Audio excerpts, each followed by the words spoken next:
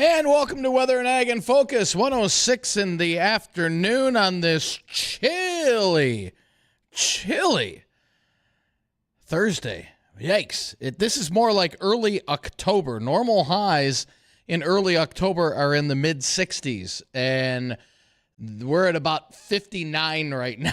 So we're going to be this is October. Clouds, a few sprinkles, and a stiff northwest wind. It helped to turn your mic on, wouldn't it? What did I tell you about frost-free days till November 1st? Don't worry. Giving you the evil eye. I know you are. We're going to need them. I've seen that before. Okay. No, this is just a temporary setback. Next couple of days unseasonably cool weather. Ty was asking me earlier, what do we need? Like, is there anything the agriculture community really needs weather-wise? I'm like, more heat. Yeah. More heat, a little more moisture. Timely rain. And we should be good. But I was taking a look since, at least here in Fargo, out at the airport where the records are kept, since June 1st, we're about 2 inches below normal. So we could use – now, again, you've seen some of these spotty rains which dump on some areas, and they're fine. But as a whole, over our area, we're about 2 inches below where we should be since June 1st. But the year as a whole, we're right on schedule. We're right on target. Mother Nature always has a way of balancing it out. If you listen to any of the old wives' tales that farmers will talk about, that's just a reminder that what we saw for a winter without much snow, all of a sudden we were making it up in the spring. What we're seeing right now, where we're a little bit behind, could come back to bite us in a fall harvest season. We aren't quite sure of what that looks like yet. Although that's what the LRC should be doing, is telling us what harvest is going to look like. Exactly. And you can find that out if you go to weather2020.com, and there's plenty of information on there about the LRC. Now, we had rainfall yesterday, but boy, we picked up less than 1/10 of an inch here in the FM area. But areas down to our south from, let's say, Wolverton through Rothsay, Wahpeton, Morton, over towards Lakes Country into Otter Tail, picking up anywhere between 1/2 inch and 1.25 inches. So some decent rainfalls to our south, and I believe that's the second time in the last week or so where that's where the heaviest rains have concentrated. So those areas are fine in terms of precip, but again, from the 94 corridor, I think northward, we could use a nice little drink. And there is some in the forecast. Remember, folks will tell you that rain begets rain. So if it's already wet with a lot of moisture, humidity buildup, those same areas are still going to get tracked, right? That's seems to be what's happening, at least so far this summer. But we've got cool weather for today and tomorrow, with temperatures today only topping out in the mid-60s, maybe a sprinkle or two out there, but overall shouldn't be anything too bad. But those west-northwest winds gusting close to 30 or higher at times. Tonight, partly cloudy, upper 40s with a northwest wind 10 to 20. Friday, I think we'll see a little more sunshine, but we'll still have clouds mixed in, especially in the afternoon, with winds not as strong, northwest 10 to 25, highs only around 70. Sunshine over the weekend, lighter winds, mid-70s Saturday, upper 70s Sunday, should reach 80 on Monday, and then a chance for some showers and storms Tuesday and Wednesday of next week as temperatures try to warm back into the 80s. And it still looks like by mid-month, we should see 80s and maybe a few 90s move back into the area. So that's good news for the corn, and that should make some farmers happy. And also soybeans. And soybeans, That's why we need to get some timely rain before Labor Day, because we want to finish out the soybeans. Yeah. So we'll try, and we're not done with the hot weather. Our European model, I haven't taken a look at the LRC. I think the LRC favored 80s. Our American model warms us up, but then keeps bringing clipper systems down from Canada, cooling us down, not leaving the heat in place, where the European model is it's leaving the heat ridge over our area, right? Where the American model kind of shifts it a little further west, which keep us a little cooler. So I'll take a look at the LRC model, and we'll have more on that tomorrow. All right. See what the rest of the month holds. Well, the rest of the month is a heavy gardening season, and that'll be a great lead-in for the fact that we have Don Kinzler from NDSU with us today. Whenever we have garden radio, it's mostly about Justin and I just looking at our gardens. And I'll see if I can look up a picture of mine. I took one just the other day and posted it. So I'll see if I can pull that. Well, you brought in a bunch of goodies to work here. Did. Thank you very much. There's not anything left, everybody. That's gone. Well, it is National Leave a Zucchini on Your Neighbor's Porch Day. And I brought in a whole flat of zucchini so that you can all participate in that game. I'd rather have your zucchini bread that you were eating earlier. Yeah, I ate that all. Oh, yeah, that's gone. That's that long was gone. a chocolate zucchini cake with candied pecans in it, and then a recipe that actually my mom always used with a chocolate frosting. Share. I considered it, and then I just kept eating because it went right along with my tater tot hot dish left over lunch. So I've got a question for you. If I took a cucumber, I love cucumbers. Right. Maybe cider ranch or something, dip it in. If I put one of your garden cucumbers next to a cucumber I bought, I'd be blindfolded, next to a cucumber I bought in the store and taste tested them, could you tell the difference? Okay, so since Don is here, I think both Don and I should weigh in on this one. And this is purely opinion.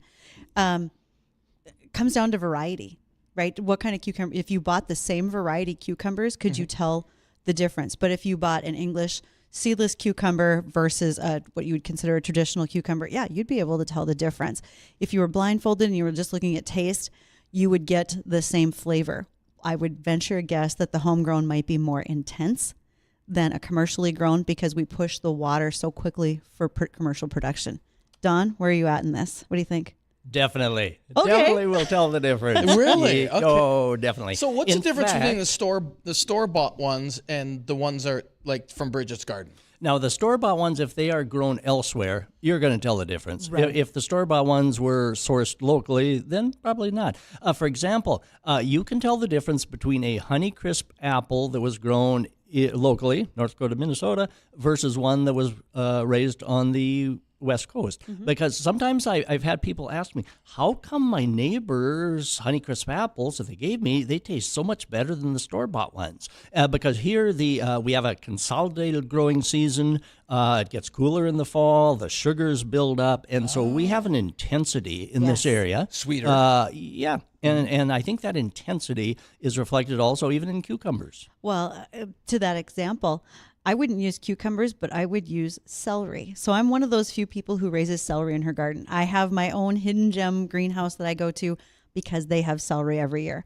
The flavor, let me back up.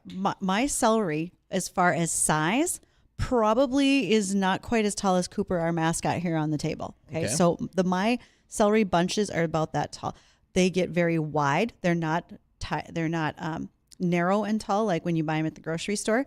And because of that shortness, they are triple the flavor power. Absolutely. It's tremendous. Now, They're almost like different vegetables. Yes. Now, Don, is there any way to tell outside? Maybe we have to ask the produce manager, but when we go to the grocery store, it doesn't say if it's local, if they're locally grown typically. So how would we know? Just by asking the produce manager? Usually, by the way, good afternoon, everyone. I didn't say I didn't say good afternoon. We brought you in a little early today. But anyway, usually if they're locally grown, that's a selling point. So if they're locally grown, they will usually use that as a marketing advantage, and they will usually say that. For example, sweet corn. They'll usually say locally grown. Locally grown sweet corn. Okay. Which is awfully far behind because just what day is it?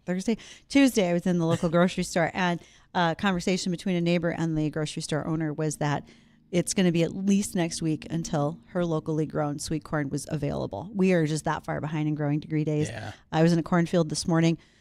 We are certainly quickly approaching milk stage in the corn. A lot of blister corn out there, and it's not moving fast. How far behind would you say in that delay? I have been told that we are probably, if you look at like GDUs and so forth, we're probably 700 behind. We can make those up in a fairly, but we're going to need some sunshine and some warmth in order for a to string do it, of days to to do it. Sure. Yeah. We will have the majority of our corn makes it, through good quality through harvest. Will we have enough time for it to dry down to a lower moisture content? Remains to be seen. We'll see. We've had these years before where we've had to combine in the winter. Well, we're coming up on break, so we've got to pay some bills. But well, you've heard Don. We brought him in earlier. Don Kinzler, our special guest today. If you have any questions for Don, I'm sure many people do. 701-293-9000, the Red Wing Shoes hotline. Again, that's 701-293-9000. We'll take those questions coming up right after the break. Don't go anywhere.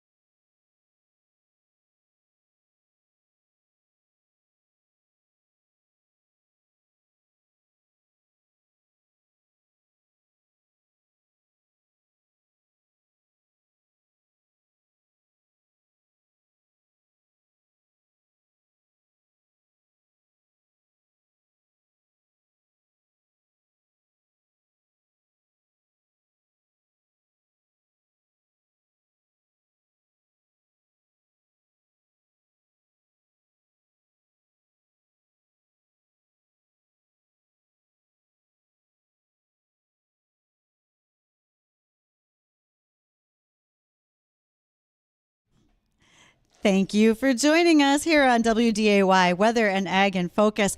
We are so busy comparing notes and talking gardening off air. We barely have time to remember that we got to get our headphones on and come back on the air with the rest of you. So many things. First of all, a big thank you to Red River Retention Authority. They are one of our Here We Grow sponsors.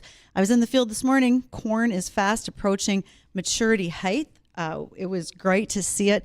Silks are mostly brown on the ends and plenty of still like pollen, if you will, from the tassel. There's a lot of stuff going on in the field this morning. And so it was good to be out in the field. And thank you to Red River Retention Authority for being one of our sponsors. They had me at their meeting last week where we got to speak just a little bit at their partner summit. And then also to Gowan. They are Gowan USA based out of Arizona. They bring us Affiance fungicide. So we are making sure that we keep our field healthy and ready to go. For all of you who are ready to go and have questions for our guest today, Don Kinzler of NDSU, he is the horticulturalist extraordinaire. I'm sure you have a regular title, but I like that one. Well, accept the extraordinary. As I always say, we're all in this together. We're all just gardening, trying to do the best we can and get things to grow the way we'd like. We are. And so for those who want to call, you can reach us at 701-293-9000. Now, Don, we were talking off air. So my son is up here visiting from Omaha, and he's out playing with the neighbor kids. And I look down the block, and I see him throwing his shoe up in the tree. I'm like, what, is this a new kid thing? He goes, I said, what are you doing? Hey, we're just knocking down some apples. I'll bring some home for you, Dad. I'm like, okay. So he brings it home, and green apple, very tart. And I'm thinking, well, this can't be ripe. Most apples ripen in August or right around that time frame. So how can we tell when an apple is ripe and ready to be picked? Bring up a great point, Dean. Excuse me. And first of all, different named cultivars of apples have different ripening periods. Some apple varieties ripen in August, some in September, and some not until October.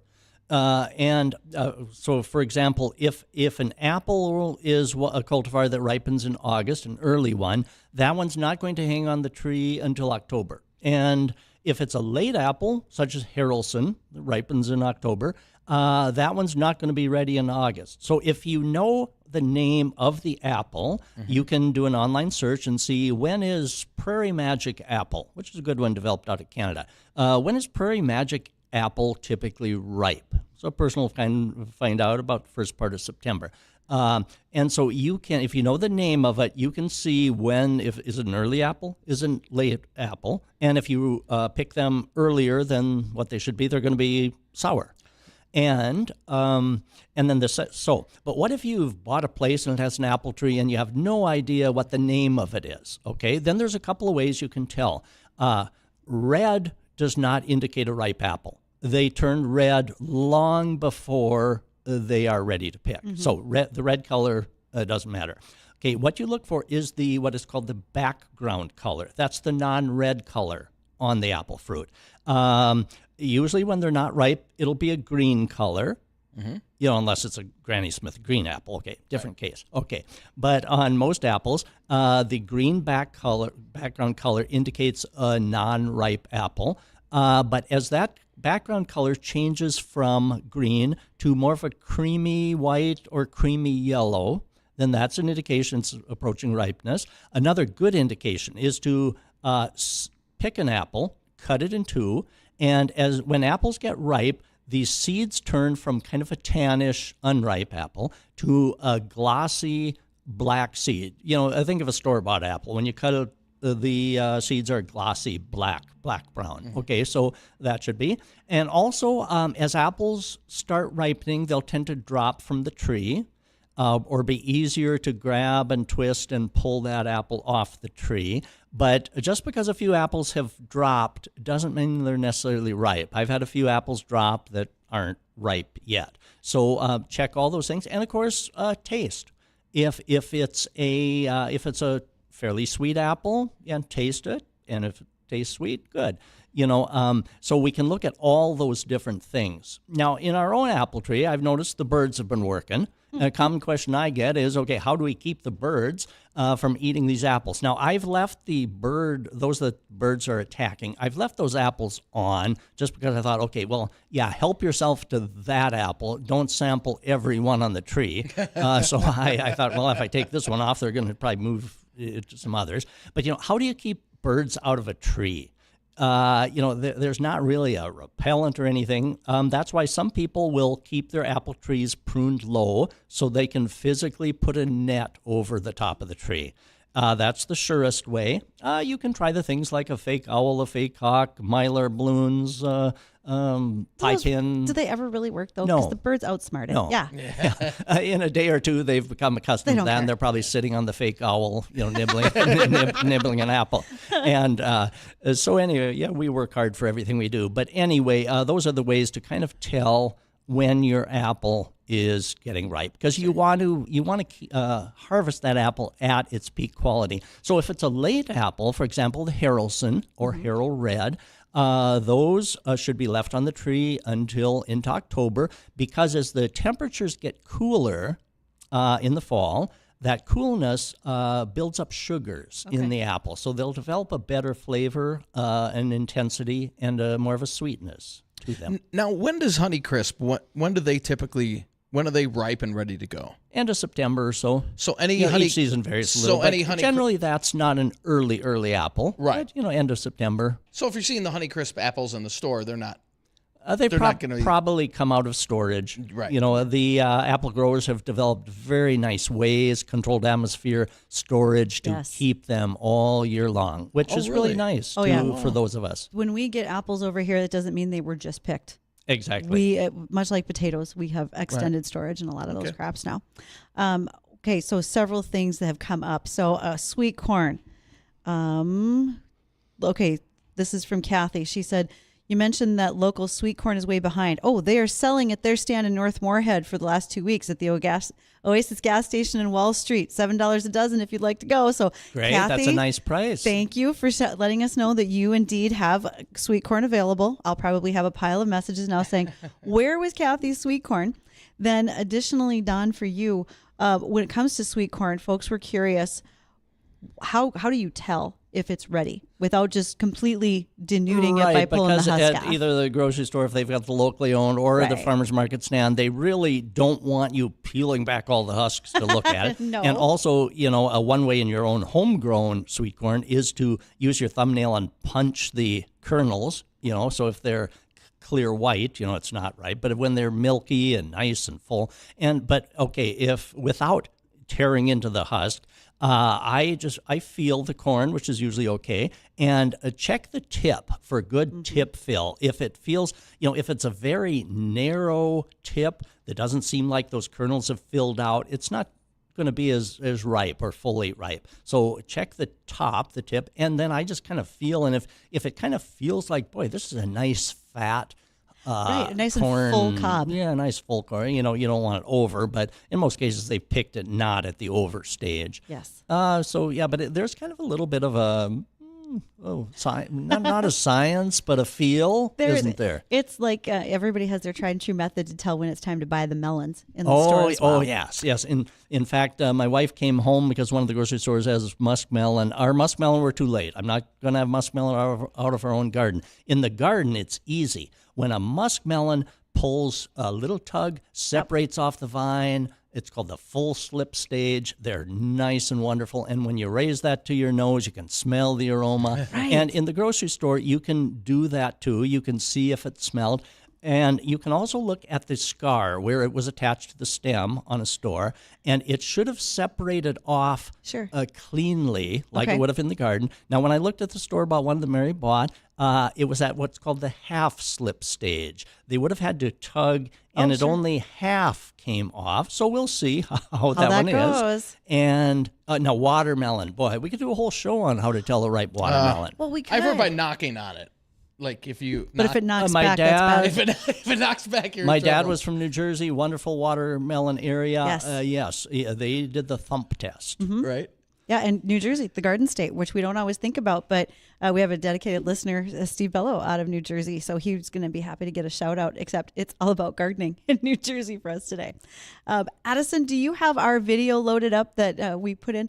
Because Justin's not here, so I get to do just a smidge of bragging rights because he and I are usually into garden wars, but I did a video of mine, and we can if we can show that, you'll see it in the live stream, and Don, you'll be able to see it on our screen right over here.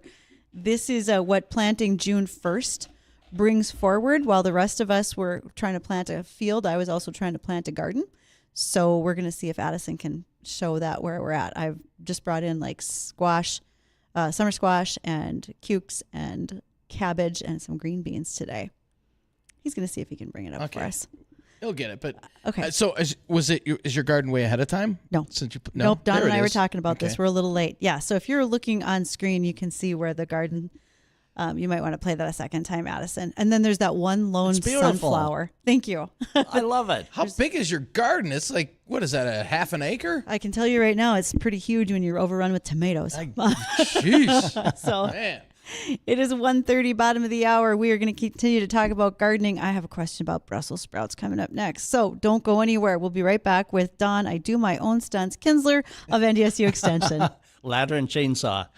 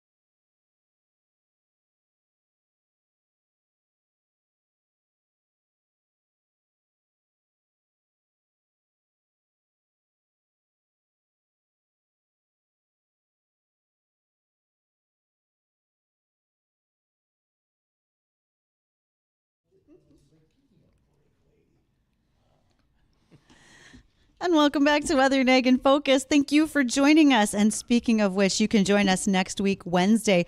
Free lunch for teachers. We would love to have you here at our studios on Wednesday, August 14th. That will be from 11 to 2 p.m. for lunch. We will have food from food trucks, a free lunch for the teachers, bouncy houses for kids, games, prizes, and so much more. Thanks for what you do, and please come and join us for lunch before school starts. Next Wednesday. All right. You just got a message that we are supposed to be there and wear the appropriate shirts. So read your email. Well, I'll try. Thanks, Mom. I'll try. Okay. Our guest today is Don Kinzler with NDSU Extension. It's quite the NDSU week. Tomorrow we'll be joined by Angie Johnson. She is Farm and Ranch Safety Specialist from NDSU.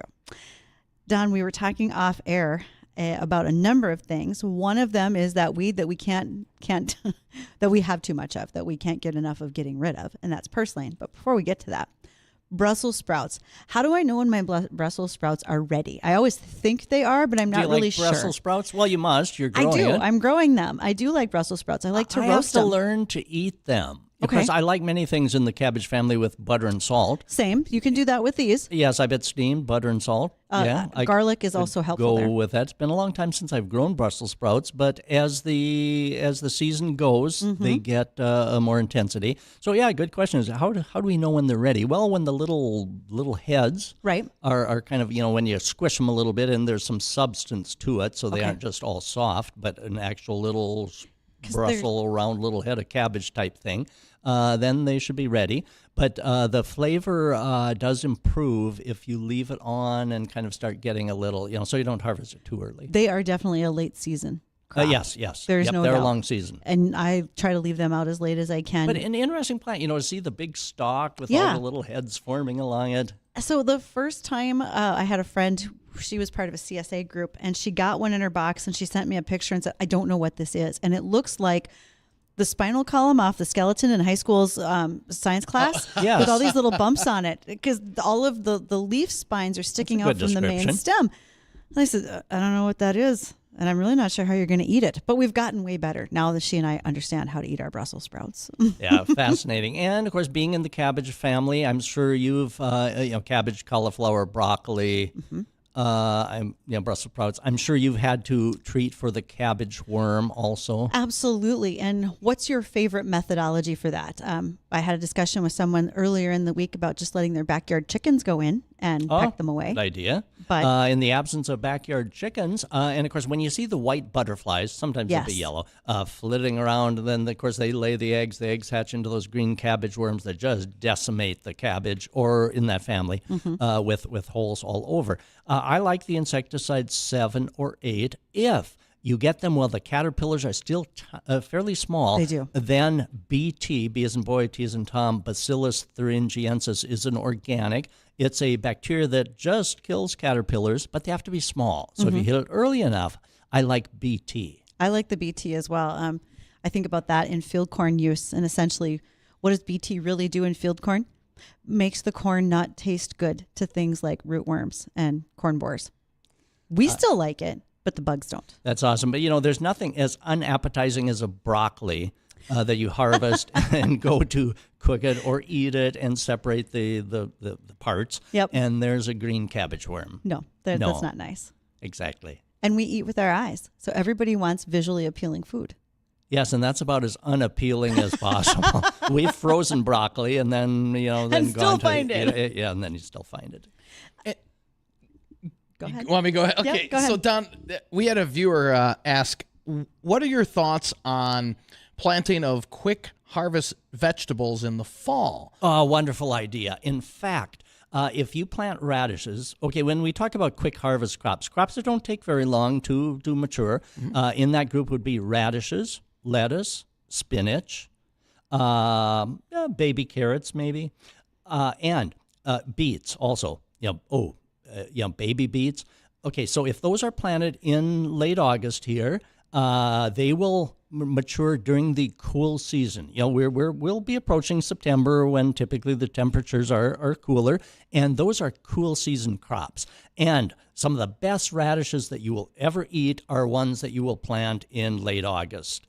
because if you plant them in May, if you plant them early enough in May and they're growing and maturing in cool weather, they're fine. But if you plant them in May and then we get warm weather, oftentimes they'll grow up into tops. The radishes might be woody. They kind of have an overly hot flavor. And so the tenderest, nicest radishes you get will be those you'll plant later this month. Could maybe start soon, especially if the weather stays like it is today. Yeah, exactly. You were talking about radishes when you said hot. Correct me if I'm wrong, but I swear on years that we are drier, that I have more heat intensity in my jalapenos. Definitely. Oh, yeah, because true. again, Okay. I think it's that intensity, kind of the accumulation of the things that make them hot. Yep. It's kind of that, when things are kind of a little maybe under stress, the chemicals, the compounds just accumulate in a more intensity. I will tell you, nobody warned me prior to raising jalapenos a few years ago that was a hazmat suit project, because I brought a bunch in and I wanted Yes. to make stuffed jalapeno poppers and freeze them for tailgating. And I took out my contacts. I had my glasses on. No. I took out I was smart. I took my contacts out first. Okay. And then I had my glasses on and I had household gloves. And my husband came in the house and I was trying to clean the seeds out of these things.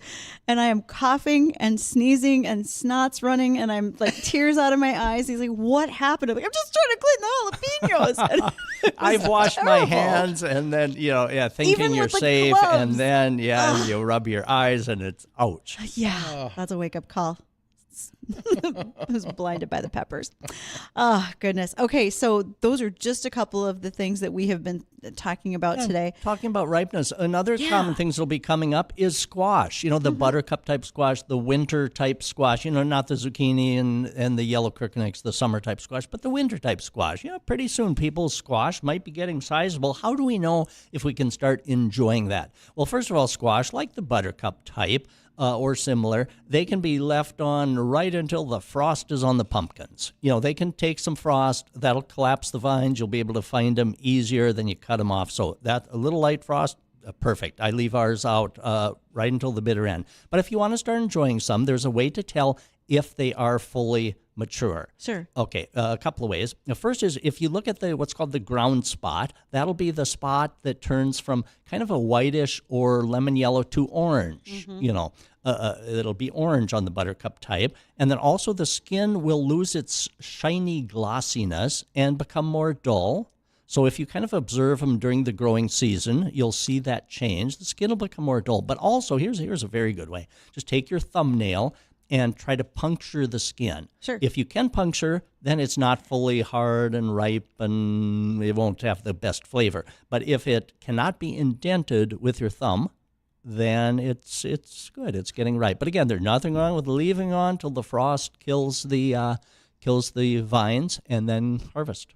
What about storing those? Because I've been told you're supposed to take a week bleach solution and wash them, especially the vine end, so that they don't rot, and then keep them in a nice cool place, maybe in the garage, up off the floor heat, that kind of thing. Yeah, well, a couple of things on that. They should be cut. The stem should be cut from the vine and left intact. Okay. So rather than, so be careful when you do harvest, because sometimes when I've just grabbed the stem carelessly, the stem pops off, and that soft spot is a spot where rot could enter in. So keep the handle on the squash. Yes. And the idea of a mild bleach solution gets rid of some of the organisms that could cause rot in storage.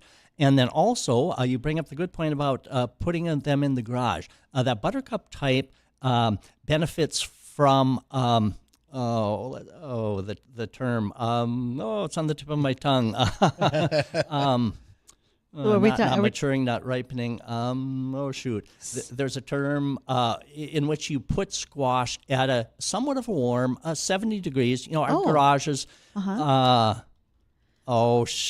It's embarrassing. It's okay. It's not like winter wheat where we have to have a vernalization. I know that much. No, shoot. But anyway, there's a term for letting the squash get more mellow. Oh. Because if you put it directly into, for example, a refrigerator, it won't develop this mellowness, and the flavor won't be quite so.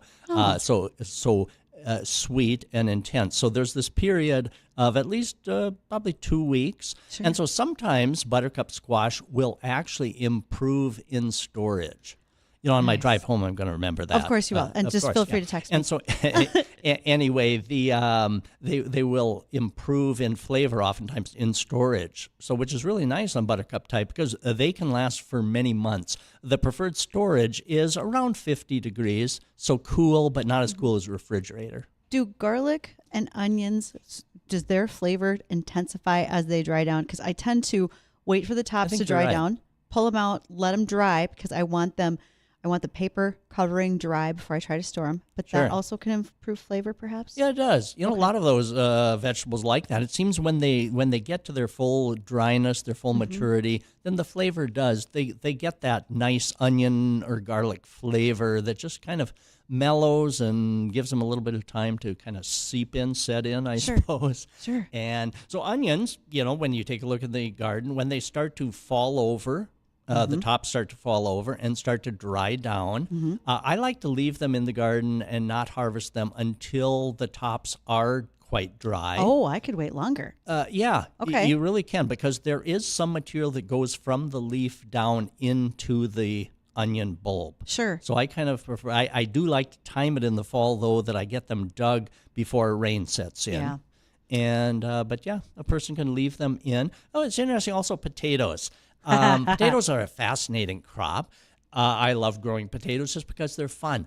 Now, I've gotten some emails from people wondering, what are these round cherry-like, they're green, but cherry-like clusters on the top of the potato plants?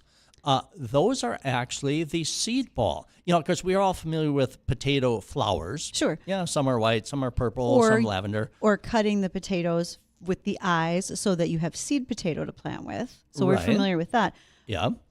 But we don't see that seed ball very often. Right. What's going on this year that we do? Yeah, exactly. So, okay, we're all familiar with potatoes blossoming. Absolutely. Okay? And potatoes are generally wind pollinated. Each blossom has both the female and male parts within that same little flower, and the wind vibrates the flowers, and so you get the pollen transferred.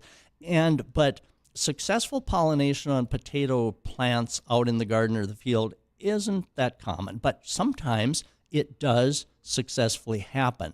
And so when the pollination is successful, it starts, the little ovaries down in that flower start to expand, and it creates a fruit. And the definition of a fruit is a ripened ovary, from the flower. Okay, so these are the actual fruits. When you see these clusters of round, less than golf ball size, clusters of fruit on top of a potato, that is their true fruit. Now, a potato and tomato are in the same exact family. So if you cut those seed balls in half, you'll see little developing seeds similar to a cut tomato. Now, they are not edible. They are toxic. So, don't make jelly or preserves out of them. They are not to be eaten. And it's somewhat rare enough that I get emails about what are these. So successful... Okay, in the garden, tomato pollination happens. We get tomato fruit. In the potatoes, it seems to be more rare. I don't know why exactly. Right. But somehow the conditions this year must have been a little more successful. But you don't tend to see in your garden every plant with these clusters of round green balls. But it makes for some interesting conversation. And Don, so I did a little Google research looking for the word that you couldn't. Is it climacteric? No. No? Okay. Well, then that's something totally different then. We're going to keep... We were trying... it was Cure. You wanted to cure. You cure the squash. Yeah, such a simple word. Yes. Okay. You cure the squash. Sure. You just give it that time to you give it the time to mellow and attain its full flavor. You cure the squash simple. in the garage. Yeah. Thank you. That would have bothered me the rest of the afternoon. It began with a C, so yes, thank you. So actually, the timing is really quite perfect for all of these discussions. Tonight, I'm going to be at the Root Connections, which is an event with Grand Forks County Extension out at Gilby, North Dakota, and a farmer friend of ours from the show, Greg Amundsen, who's also on the North Dakota Corn Growers Association. He's opened up his entire farm for people to come out and ask questions about how corn grows, what it's like to have the equipment. We're going to talk about erosion control. You must work like 7 days a week, 18 hours a day. You're there this evening. I'll be leaving from here very soon to go up there. Awesome. And I think that the questions that you are answering for us today are I'm hoping to use tonight in examples when we talk to folks about what they do in their yard versus what we do on a large scale agricultural operation. And that's at Gilby? That'll be a Gilby. Yeah, that's a Swing by. nice potato growing area. That's also. exactly right. A great growing potatoes up there. I don't know if we have time to answer this today. Maybe I have to hold it for the next time you're here. What's that? I have a great big rose bush that probably needs more attention than I give it that produces rose hips. And I've always wanted to make rose hip jelly.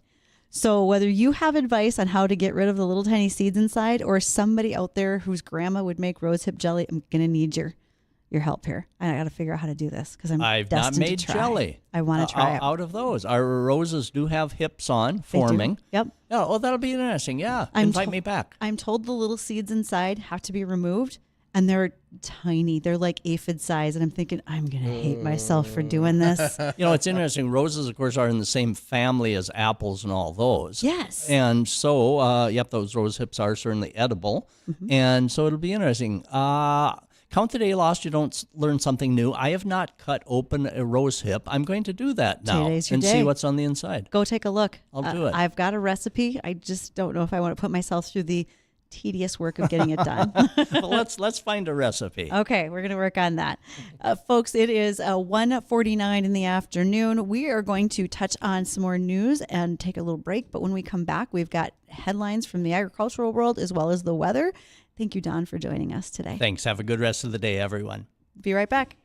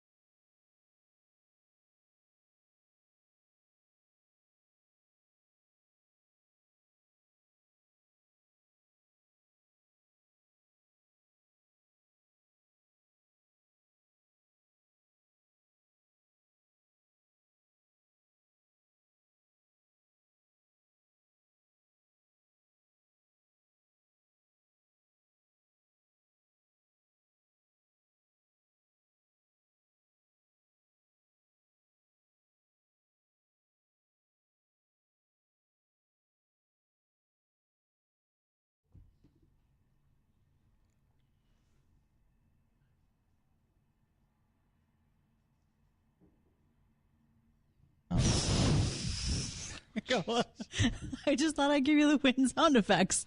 I'm here to help.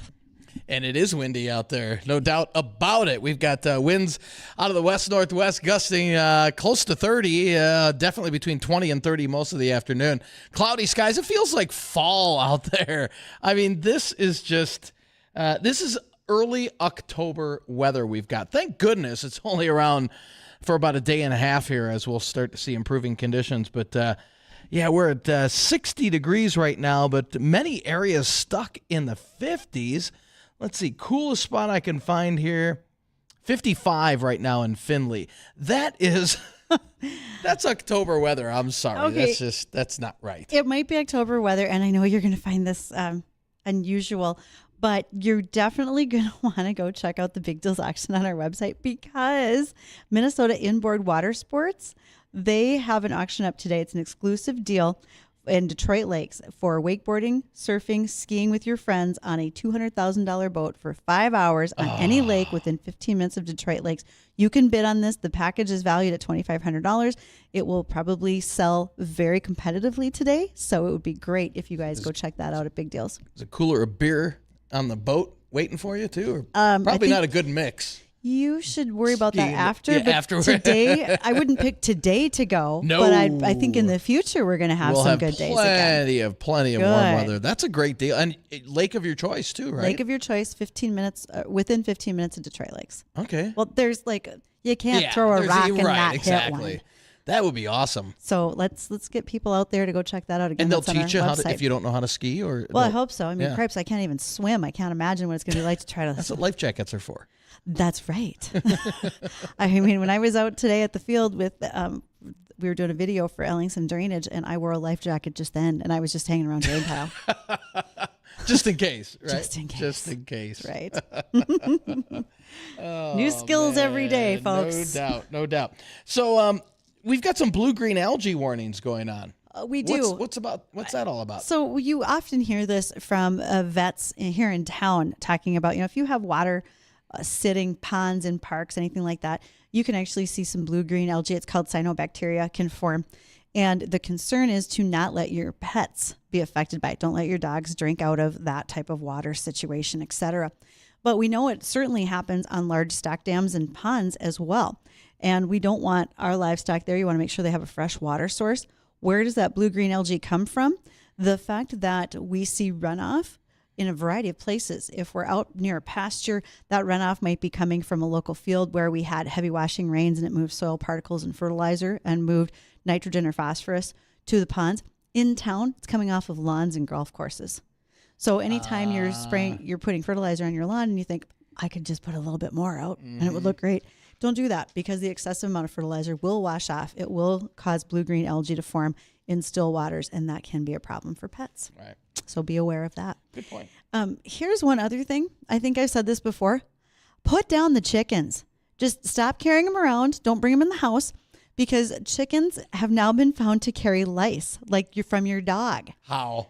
They're hanging. Okay, you got free-range chickens in the backyard. Right. They're hanging out with the dogs and the cats, and then they pick up lice, and then you carry it and or bring them in the house.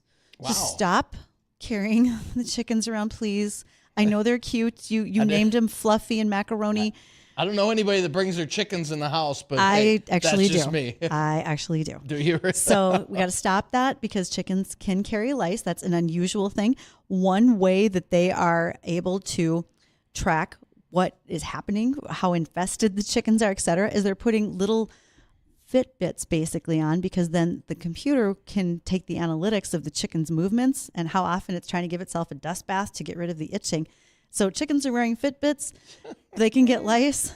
Stop carrying them around. Man. These are my words of caution today. And real quickly, what about hogs being raised now for human health? We talked about this just briefly the other day, that there is a company that is doing it. They are using gene editing technology to change some of the dynamics in the hog so that they are more compatible with humans. One of the things they have to do is prevent the alpha-gal syndrome from starting, which is a sugar that when you are bit by the longhorn tick would cause a red meat allergy.